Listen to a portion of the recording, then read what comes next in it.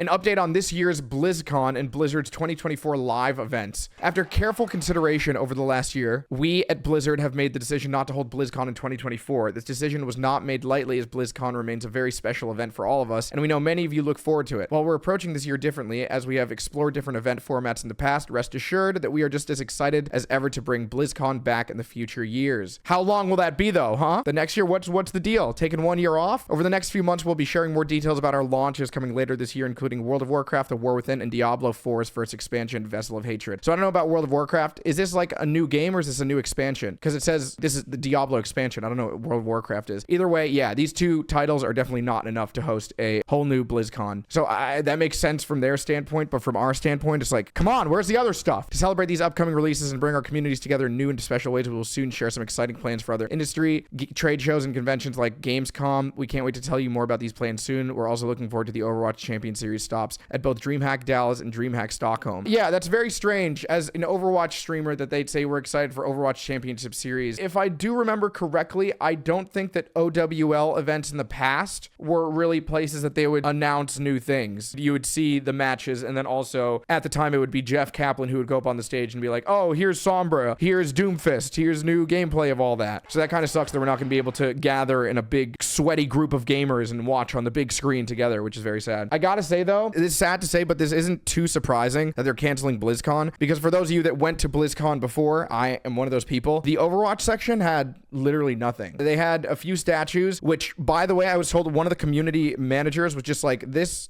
whole Overwatch section looks kind of lame. Let's add some more spark and more like decoration. So they dragged the giant statues over to the area. But before then, it would have just been a bunch of computers. But yeah, all it pretty much was they had some computers set up that I think you had to wait in a long line to play the new hero. At the time it was Malga. And then they had World Cup, which you could spectate from the sides in the crowd. I think I talked about it briefly in this vlog. What did I say? Day one at BlizzCon is basically complete. If you can't tell, it's extremely smoky in this area because they have very cool exhibits set up in Diablo. Wow. The first thing that I think of is Diablo as an Overwatch streamer. I played like 4 hours of Diablo. There's stuff to do in the Diablo area. In the Overwatch area, there's just gaming. They have some statues. Yeah. I mean, you can take a photo somewhere. But I wonder how much Microsoft buying Activision Blizzard had to do with this, you know? Like, was it Microsoft boarded the ship and they're like, nope, BlizzCon, get it out of here? Or was Blizzard already like, I don't think we can do a BlizzCon? These two titles that they say, which sucks that none of them are about Overwatch, really not much to be said. Yeah, because usually at these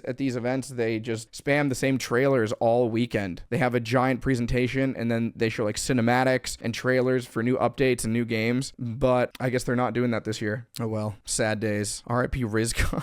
Yeah, I will be honest though, as a streamer who was invited, I don't exactly know if I'd recommend it to somebody, especially if you only play one of the Blizzard games. It was a cool experience, like being able to walk around. But one thing, I was near BlizzCon, so traveling wasn't an issue. They gave me free tickets, so I didn't have to pay for it. It was cool getting to see like the communities of the games, but for the most part, I only went to like see people that were within the community, the people. So I watched a few of the, World Cup games, and besides that, I just mostly walked around, checked out the other gaming areas, and yeah, hopefully they actually make use of this spending and time that they're apparently supposedly saving by canceling BlizzCon. That's what I'm assuming it is. And they get back to releasing games. They can have a big BlizzCon, you know? But we'll see.